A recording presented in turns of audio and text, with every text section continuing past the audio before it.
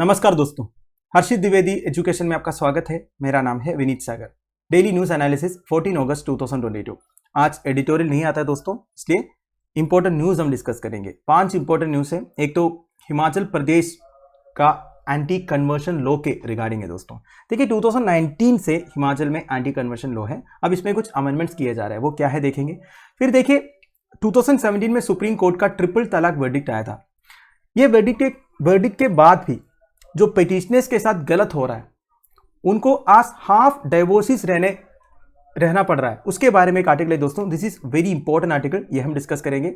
फिर देखिए तालिबान ये बोला है कि इंडियन मिशन इन अफगानिस्तान को हम 100% सिक्योरिटी प्रोवाइड करेंगे ताकि इंडिया अफगानिस्तान में जो डेवलपमेंटल प्रोजेक्ट्स है वो कंटिन्यू कर सकता है, उसके बारे में देखेंगे।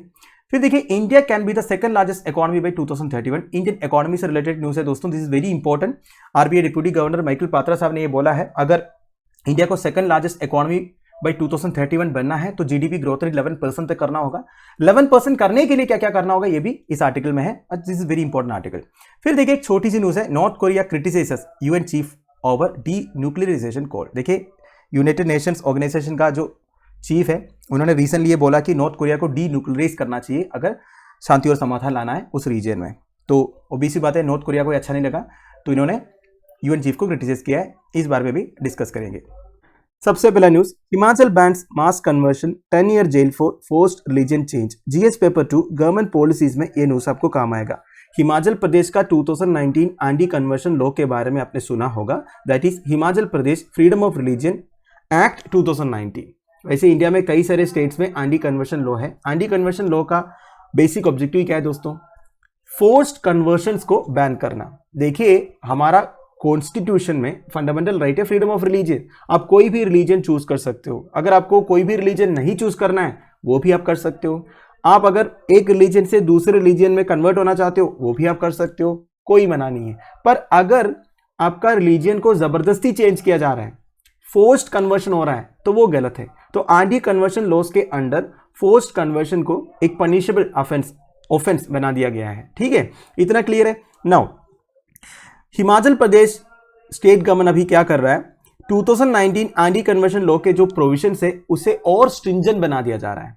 जैसे कि the bill forbids A convert from availing any benefits of the parents religion or caste and enhances the maximum punishment to 10 years of imprisonment। देखिए दोस्तों ये थोड़ा डिटेल में समझना होगा। आपका जो कास्ट है वो किस तरह डिटरमाइन होता है?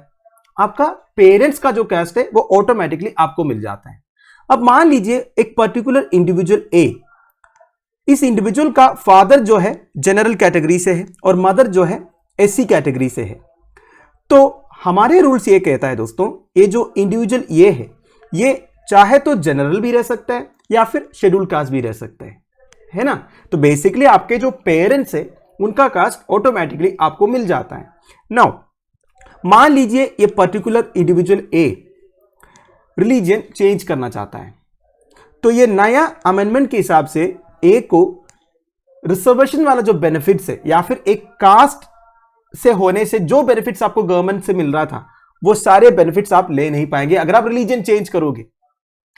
इसके लिए आपको और एक चीज समझना होगा, हमारा कॉन्स्टिट्यूशन शेड्यूल कास्ट ऑर्डर 1950 है, वो ये कहता है no person who professes a religion different from Hindu, Sikh और Buddhist shall be deemed to a member of a scheduled caste. देखिए इंडिया में शेड्यूल कास्ट केवल हिंदू, सिख और बुद्धिस्ट से है, समझ गया?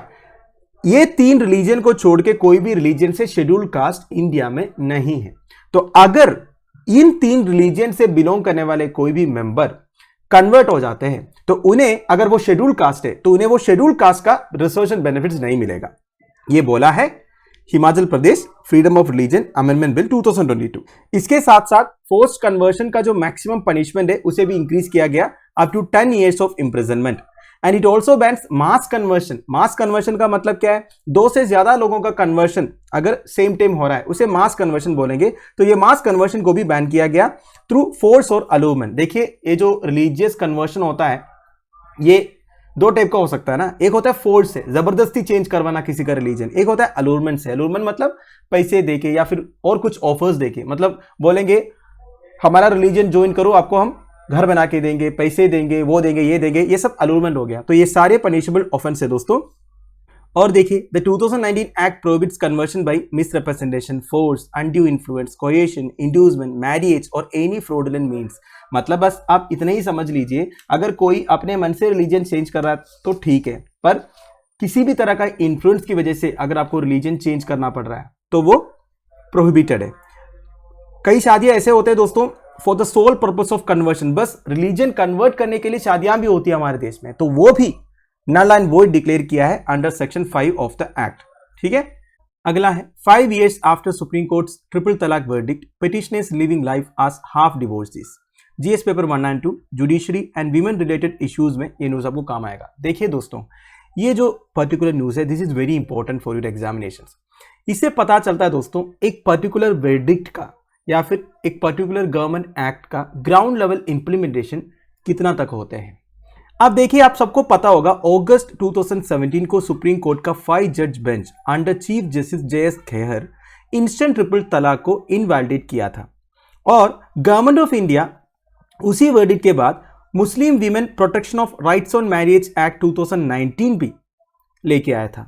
अच्छी बात है, दोनों मतलब जो सुप्रीम कोर्ट वर्डिक्ट है, इसके बाद जो गवर्नमेंट ऑफ इंडिया का एक्ट है, ये सब मुस्लिम वीमेन के प्रोटेक्शन के लिए बहुत सही है। पर ग्राउंड लेवल में क्या हो रहा है? The women petitioners continue to live a life of half divorces, technically still married, practically divorced, they enjoy no conjugal rights not receive any regular maintenance from estranged husbands. अब supreme court triple talaq को unconstitutional declare किया या फिर invalidate किया, पर जो women petitioners थे इनके साथ क्या हुआ, इनके जो हस्बैंड्स थे वो इन्हें छोड़ के चला गया है। मैक्सिमम केसेस की बात कर रहा हूं, इन्हें छोड़ के चला गया। कुछ लोग तो दूसरी शादी भी कर लिया, उस शादी में बच्चे भी है। टेक्निकली ये लोग अभी भी शादीशुदा है, क्योंकि ट्रिपल तलाक से डाइवर्स नहीं हो सकता, ये सुप्रीम कोर्ट ने बोला, ठीक है। पर प्रैक्टिकली ये लोग डाइवर्स्ड है, हस्बैंड एंड वाइफ एक साथ नहीं रह रहा है। तो इस वजह से क्या हो गया है, ये जो विमेन पेटिशनर्स है इन्हें बिल्कुल हेल्प या किसी भी तरह का रेगुलर मेंटेनेंस नहीं मिलता है एस्ट्रेंज्ड हस्बैंड से। ये तो वही बात जैसा हो गया जब गवर्नमेंट चाइल्ड लेबर को प्रोहिबिट किए थे।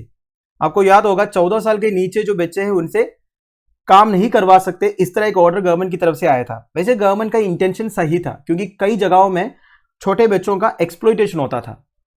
पर देखिए एक्चुअल ग्राउंड लेवल इंप्लीमेंटेशन क्या हुआ इसका। तब तक 14 साल के नीचे जो बच्चे हैं कुछ ना कुछ काम करके अपना घर चलाते थे या फिर अपना रोजी रोटी का बंदोबस्त कर देता था। पर जैसे प्रोहिबिशन ऑर्डर आया उनको काम मिलना ही बंद हो गया और उन्हें हेल्प करने के लिए भी कोई नहीं था। तो ग्राउंड लेवल इंप्लीमेंटेशन नेगेटिव हुआ, पर गवर्नमेंट का इंटेंशन सही था। इधर भी वही दिख रहा है दोस्तों, सुप्रीम कोर्ट का जो इंटेंशन था बिल्कुल सही था, पर देखिए ग्राउंड लेवल इंप्लीमेंटेशन कैसे हुआ, विमेन पेटिशनर्स के साथ गलत हुआ। अब तो डाइवर्स भी नहीं मिल रहा है, क्योंकि टेक्निकली वो मैरिड है और इनके जो हस्बैंड्स है वो दूसरी शादी भी कर लिया है, और वो जो हस्बैंड्स है इन्हें कुछ हेल्प भी नहीं मिल रहा। Further no arrest could be made for giving instant triple talaq. इधर क्या बता रहा है दोस्तों, देखिए सुप्रीम कोर्ट का वर्डिक्ट तो अगस्त 2017 में आया था, पर गवर्नमेंट की तरफ से जो एक्ट है वो 2019 में फोर्स में आया था। तो इससे क्या हुआ, 2019 से पहले जितने इंस्टेंट ट्रिपल तलाक वाला केसेस थे उन्हें अरेस्ट नहीं कर पाएगा, क्योंकि देखिए जब तक आप एक लॉ को वायलेट नहीं कर रहे हो तब तक आपको अरेस्ट नहीं कर सकता। This is also a fundamental right. तो 2019 के बाद जो इंस्टेंट ट्रिपल तलाक हुए होंगे उसी को पुलिस अरेस्ट कर सकता है कि नहीं। तो 2019 से पहले जितने ट्रिपल तलाक वाला केसेस थे उसमें अरेस्ट भी नहीं हुआ। और एक बात यह है, none of the women have opted to exercise khula, ये women's inalienable right to divorce either. इधर क्या बता रहा है दोस्तों, देखिए इन महिलाओं को तो उनके हस्बैंड्स छोड़ के चले गए, मेजोरिटी ऑफ दम दूसरी शादी भी कर लिए, उस शादी में उनके बच्चे हैं, ठीक है। अब ये जो महिलाएं हैं इन्हें किसी भी तरह का हेल्प नहीं मिलता है अपने हस्बैंड से। प्रैक्टिकली वो डिवोर्स्ड है, अलग अलग रह रहे हैं, पर टेक्निकली तो वो मैरिड है ना, इनको डिवोर्स नहीं मिला है। और ऐसे कंडीशन में वीमेन चाहिए तो डिवोर्स ले सकती है, ये एक वुमन का इनएलिएनेबल राइट है। इनएलिएनेबल मतलब अनचैलेंजेबल राइट आप बोल सकते हो, अनडिस्प्यूटेड राइट बोल सकते हो, ठीक है। पर एक स्टडी से पता चला जितने महिलाओं के साथ गलत हुआ उसमें से एक भी अभी तक खुला एक्सरसाइज नहीं किया है। खुला मतलब जो एक वुमन का राइट है डिवोर्स लेने का, ये एक्सरसाइज नहीं। तो बेसिकली इधर एक सुप्रीम कोर्ट वर्डिक्ट का एक्चुअल ग्राउंड लेवल इंप्लीमेंटेशन कैसे हुआ, किस तरह हुआ, इसके बारे में बताया है। ठीक है, अगला है Taliban dispensation assures security to Indian mission in Afghanistan, GS paper 2 international relations India and neighbourhood relations में इन सबको काम आएगा। देखिए, रिसेंटली तालिबान का फॉरेन मिनिस्ट्री ने India's diplomatic presence in Kabul को वेलकम किया है और ये बोला है Indian mission in Afghan capital को वो सिक्योरिटी भी प्रोवाइड करेंगे। वैसे देखिए दोस्तों, इन्होंने ये भी बोला है India's diplomatic presence Afghanistan capital में रहने say that would result in completion of unfinished projects that India had initiated and commitment of new ones. देखिए, अशरफ घानी जब प्रेसिडेंट थे अफगानिस्तान का, तब इंडिया ने करीब $3 बिलियन का प्रोजेक्ट्स प्लान किए थे अफगानिस्तान में। ठीक है, और उसमें से काफ़ी सारे प्रोजेक्ट्स अनफिनिश्ड है बिकॉज इसके बाद तालिबान ने टेक ओवर किया। अब तालिबान को क्या है, हेल्प चाहिए, तो अब वो इंडिया के साथ दोस्ती बनाना चाहता है। बेसिकली इंडिया ने जो प्रोजेक्ट्स प्लान किया था कुछ तो कंप्लीट हो चुका है और जो चल रहा है उसे कंप्लीट करवाने के लिए उन्होंने बोला है इंडिया का diplomatic mission Afghanistan capital Kabul में होना चाहिए और आपको डरने की जरूरत नहीं है, हम 100% सिक्योरिटी आपको इंश्योर करेंगे। वैसे आपको पता ही होगा जब अशरफ घानी का गवर्नमेंट था तब इंडिया का एक डिप्लोमेटिक मिशन बेसिकली एम्बेसी था अफगानिस्तान कैपिटल काबुल में, पर जैसे तालिबान टेक ओवर किया तो इंडिया अपने ऑफिशियल्स को विड्रॉ किए थे फॉलोइंग कंसर्न्स ऑफ सिक्योरिटी। वैसे अभी तक इंडिया अफगानिस्तान का जो न्यू रेजीम है इसे रिकॉग्नाइज नहीं किया है और इंडिया हमेशा यही बोला है कि एक ट्रूली इंक्लूसिव गवर्नमेंट होना चाहिए अफगानिस्तान में और अफगानिस्तान को किसी भी तरह का टेररिस्ट एक्टिविटीज के लिए यूज नहीं करना चाहिए। नाउ इंडिया के कुछ मेजर प्रोजेक्ट्स इन अफगानिस्तान के बारे में डिस्कस करते हैं। देखिए, इंडिया हमेशा एक सॉफ्ट पावर स्ट्रैटेजी यूज किया है अफगानिस्तान को एंगेज करने के लिए। मतलब इंडिया सिविलियन सेक्टर डेवलपमेंट में ज्यादा कॉन्सेंट्रेट किया है दोस्तों, rather than defence and security. अगर आप इंडियन प्रोजेक्ट्स इन अफगानिस्तान देखोगे वो मैक्सिमम सिविलियन सेक्टर में कॉन्सेंट्रेटेड है। जैसे कि इंडिया अफगानिस्तान का total infrastructural and overall development के लिए कोशिश की है, जैसे कि construction, infrastructure, human capital building, mining sectors etcetera. इसके अलावा telecommunications, health, pharmaceuticals, information technology and education sectors में भी इंडिया अफगानिस्तान को हेल्प किया, मतलब काफी सारे पैसे इन्वेस्ट किया है। इंडिया अफगानिस्तान के साथ 2 बाइलैटरल एग्रीमेंट साइन किए थे जिसमें इंडिया ने $2 बिलियन इन एड अफगानिस्तान को देने का वादा किया था और 2017 के एंड तक इंडिया का टोटल इन्वेस्टमेंट इन अफगानिस्तान $3 बिलियन क्रॉस किया था। नाउ इंडिया का कुछ अनफिनिश्ड प्रोजेक्ट्स है दोस्तों जो अभी का तालिबान गवर्नमेंट इंडिया से करवाना चाहता है। देखिए, India has also agree to build the 600 kilometre long Bamiyan Herat rail link. ठीक है, 600 kilometre long Bamiyan Herat rail link which will serve to connect the Hajigak mines to Herat. तो हाजीगाक माइंस को हेरत तक कनेक्ट करेंगे ये जो बामियान हेरत रेल लिंक है, and further to the Iranian port of Chabahar. तो फाइनली ये कनेक्ट होगा ईरानियन पोर्ट ऑफ चबहार तक via the Delaram Zaranj highway which India had constructed in 2009। तो 2009 में डेलाराम जारंज हाईवे इंडिया ने कंस्ट्रक्ट करके दिया था जो ईरानियन पोर्ट ऑफ चबहार तक कनेक्ट करेंगे। वैसे आपको ये भी पता होगा ईरानियन पोर्ट ऑफ चबहार में भी इंडिया ने इन्वेस्ट किया था। ठीक है, तो ये जो 600 kilometre long Bamiyan Herat rail line जैसे कई सारे प्रोजेक्ट्स है दोस्तों जो अनफिनिश्ड है, जो तालिबान चाहता है इंडिया अभी कंप्लीट करे। इसके अलावा आपको ये भी पता होगा अफगानिस्तान का पार्लियामेंट बिल्डिंग इंडिया ने बना के दिया था, काफ़ी सारे हाईवेज, हॉस्पिटल, स्कूल्स इंडिया बना के दिए हैं और इंडिया अफगानिस्तान फ्रेंडशिप डैम के बारे में आपने सुना होगा, वो डैम का और एक नाम है, आप मुझे कमेंट बॉक्स में बताइए। वैसे आजकल वो डैम का नाम इंडिया अफगानिस्तान फ्रेंडशिप डैम है, पर डैम का एक्चुअल नाम कुछ और था। अगला है India can be the second largest economy bye 2031, RBI deputy governor Michael Patra, GS paper 3 Indian economy में इन न्यूज़ आपको काम आएगा। देखिए, आरबीआई का डिप्यूटी गवर्नर माइकल पात्रा साहब ने ये बोला है 2031 तक इंडिया दुनिया का सेकंड लार्जेस्ट इकोनॉमी बन सकता है अगर हमारा gross domestic product that is GDP growth rate 11% तक पहुंचेंगे।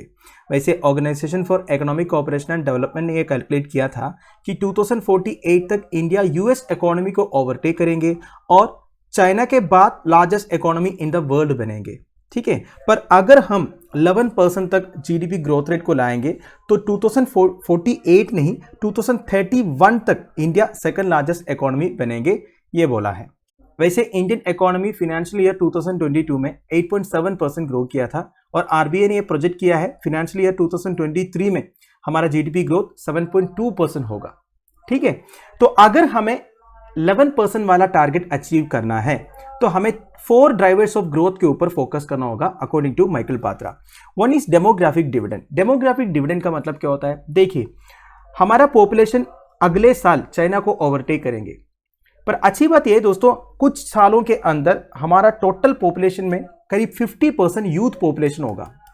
तो बेसिकली हमारा वर्किंग एज पॉपुलेशन इंक्रीज होगा। कोई भी कंट्री का वर्किंग एज पॉपुलेशन इंक्रीज होने से फायदा है, वो कंट्री का ओवरऑल डेवलपमेंट हो सकता है, क्योंकि ह्यूमन रिसोर्सेज भी तो एक रिसोर्स है ना।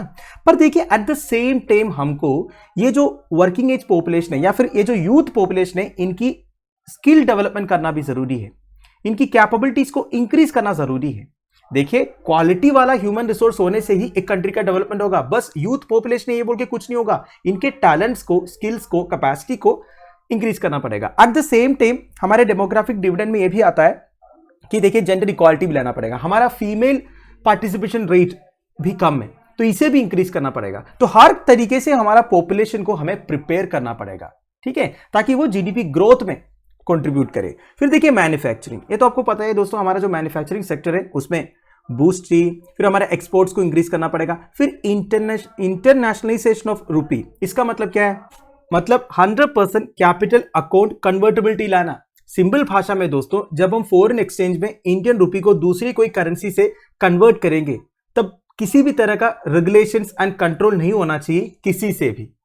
समझ में आ रहा है ना? तो आजकल इंडियन रूपी का वैल्यू इतना है ही नहीं, तो ऐसा हमें इंडियन रूपी का जो वैल्यू है, डिमांड है, उसे इंक्रीज करना पड़ेगा ताकि किसी भी फॉरेन करेंसी से इजीली कन्वर्ट हो सके, ठीक है। इसे आप इंटरनेशनलाइजेशन ऑफ रूपी बोल सकते हो। वैसे एक बहुत बड़ा टॉपिक है, आगे कभी इसके बारे में डिस्कस करेंगे। अभी के लिए आप यही समझ लीजिएगा कि अगर हमें 11% वाला जीडीपी ग्रोथ लाना है तो हमारा डेमोग्राफिक डिविडेंड के ऊपर फोकस करना होगा, मैन्युफैक्चरिंग एंड एक्सपोर्ट सेक्टर को बूस्ट देना होगा, एंड इंटरनेशनलाइजेशन ऑफ रूपी भी करना होगा। To meet the target of 10% growth in manufacturing sector, India needs to be part of industrial revolution 4.0।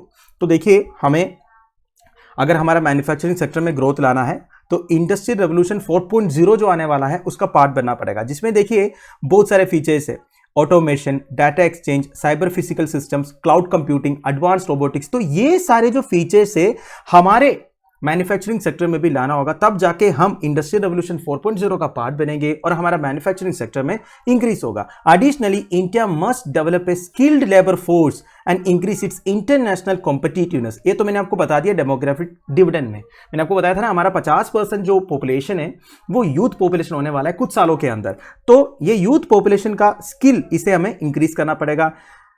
और in case the 10% growth target for manufacturing is met, its share to GDP will increase in 25%। देखिए, अगर manufacturing sector में 10% भी growth target हम achieve करेंगे तो manufacturing sector से GDP growth में जो शेयर होगा वो 25% तक होगा। तो कहने का मतलब यह है, मैन्युफैक्चरिंग सेक्टर में अच्छा कॉन्सेंट्रेट करने से हमारा जीडीपी ग्रोथ में अच्छा खासा इंक्रीज देखने को मिल सकता है।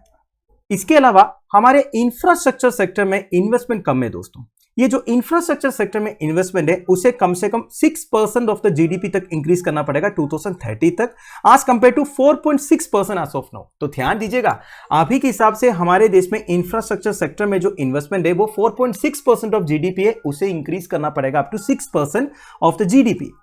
Now, India should also focus on improving its labor market as it is set to become the most populous country in the world by 2023। ये मैंने आपको पहले बताया, अगले साल हम चाइना को ओवरटेक करने वाला है और largest country in the world होगा in terms of population. But हमारा वर्किंग एज पॉपुलेशन भी 2045 तक इंक्रीज होगा, इससे फायदा होगा। But at the same time हमें वर्किंग एज पॉपुलेशन की कैपेसिटी को, स्किल्स को इंप्रूव करना पड़ेगा, ठीक है।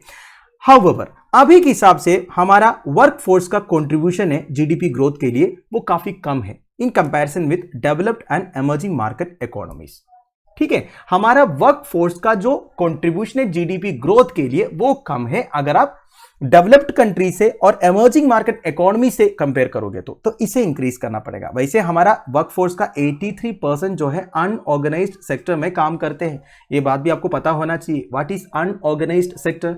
मतलब जहां पे कोई प्रॉपर रूल्स एंड रेगुलेशंस ना हो, जैसे कि कोई पानी पूरी बेच रहा है, उनके ऊपर कोई रेगुलेशंस है, रूल्स है, उनको पीएफ मिलता है, उनको पेड लीव, एनुअल लीव कुछ मिलता है, तो ये सारे जो है अनऑर्गेनाइज्ड सेक्टर है दोस्तों। कोई अगर कंस्ट्रक्शन काम में जा रहा है, कोई अगर कोई दुकान में काम कर रहा है, तो ये सब अनऑर्गेनाइज सेक्टर है, ठीक है। Now Patra said if the target of $1 trillion worth of exports is achieved by 2030, the share of Indian exports will increase to 5% from the current 2.7%. देखिए अभी के हिसाब से शेयर ऑफ इंडियन एक्सपोर्ट्स जो है केवल 2.7% है, उसे अगर 5% तक करना होगा तो 2030 तक हमारा जो एक्सपोर्ट वैल्यू है वो $1 ट्रिलियन तक करना होगा। तो थोड़ा सा एम्बिशियस टारगेट है, फिर भी ये सारे टारगेट हम अचीव करेंगे तो हमारा जो 11% जीडीपी ग्रोथ है वो हम अचीव कर पाएंगे। अगला एक छोटा सा न्यूज़ है दोस्तों, North Korea criticises UN chief over denuclearisation call. GS paper 2 international relations में न्यूज़ आपको काम आएगा। देखिए UN secretary general Antonio Guterres recently North Korea के अगेंस्ट कुछ बोला, मतलब नॉर्थ कोरिया को डी न्यूक्लियराइज करना चाहिए and it is the fundamental objective to bring peace, security and stability to the whole region. मतलब देखिए यूनाइटेड नेशंस का सेक्रेटरी जनरल ने यह बोला है नॉर्थ कोरिया को डी न्यूक्लियराइज करना जरूरी है अगर उस रीजन में पीस, सिक्योरिटी एंड स्टेबिलिटी लाना है। तो ऑब्वियस ही बात है ये नॉर्थ कोरिया को अच्छा नहीं लगेगा। तो north Korea UN secretary general को क्रिटिसाइज किया है, ठीक है। नाउ नॉर्थ कोरिया ने यह भी बोला है, United Nations secretary general United states of America का जो हॉस्टाइल पॉलिसी है उसकी तरफ सिंपैथी दिखा रहा है। देखिए आप सबको पता है दोस्तों, नॉर्थ कोरिया को दुनिया भर के कंट्रीज क्रिटिसाइज करते रहे, उन्हें उनके ऊपर सैंक्शंस इंपोज करते रहे, पर उन्हें कोई फर्क नहीं पड़ता। रिसेंटली एक रिपोर्ट आया था वो अपना 7th न्यूक्लियर टेस्ट कंडक्ट करने वाला है करके, ठीक है। वैसे इस साल बेसिकली 2022 एंड 2021 में इन्होंने बहुत सारे वेपन टेस्ट कंडक्ट किए दोस्तों। और रिसेंटली एक न्यूज़ आया था एक इंटरकॉन्टिनेंटल बैलिस्टिक मिसाइल भी उन्होंने फायर किया था। 2017 से ऐसा कोई टेस्ट नहीं हुआ था, पर अब ये भी हो गया, मतलब इंटरकॉन्टिनेंटल बैलिस्टिक मिसाइल भी उन्होंने टेस्ट किया। तो इससे दुनिया भर के कंट्रीज के लिए थ्रेट है। इंटरकॉन्टिनेंटल मतलब क्या है, एक कॉन्टिनेंट से दूसरे कॉन्टिनेंट तक वो जो बैलिस्टिक मिसाइल है वो जा सकता है और उसमें न्यूक्लियर वारहेड्स भी लगा सकते हैं, है कि नहीं। वैसे पिछले महीने नॉर्थ कोरिया का लीडर किम जोंग उन ने यह बोला था that the country was ready to mobilise its nuclear deterrent in any future military conflict with United States and Seoul that is South Korea का कैपिटल। कहने का मतलब यह है दोस्तों, नॉर्थ कोरिया का लीडर ये ओपनली कह दिया है अगर यूनाइटेड स्टेट्स ऑफ अमेरिका या फिर साउथ कोरिया आगे कभी नॉर्थ कोरिया को अटैक करेंगे तो नॉर्थ कोरिया इसके लिए 100% प्रिपेयर्ड है and they are ready to mobilise its nuclear deterrent also. Nuclear deterrent का मतलब क्या होता है, इसका मतलब होता है एनिमी कंट्रीज के ऊपर एक डर बना के रखना कि अगर आप हमें अटैक करेंगे तो हमारे पास भी वेपन से हम रिटेलिएट करेंगे, ठीक है। तो इससे नॉर्थ कोरिया का लीडर क्या बोलना चाहता है, वैसे नॉर्थ कोरिया के पास न्यूक्लियर वेपन्स है या नहीं इसके बारे में किसी को 100% आइडिया नहीं है, पर नॉर्थ कोरिया का जो लीडर है वो बार बार ये बोलते हैं कि हमने न्यूक्लियर टेस्ट कंडक्ट किया है, हमारे पास न्यूक्लियर वेपन्स है। तो इस तरह के स्टेटमेंट से वो दूसरे कंट्रीज को डराना चाहता है। तो क्लियरली ये बोल दिया है कि अगर साउथ कोरिया या यूनाइटेड स्टेट्स ऑफ अमेरिका जैसे कंट्रीज नॉर्थ कोरिया को आगे कभी अटैक करने का प्लान बनाएंगे तो हमारे पास सब कुछ रेडी है, we are ready to mobilise also.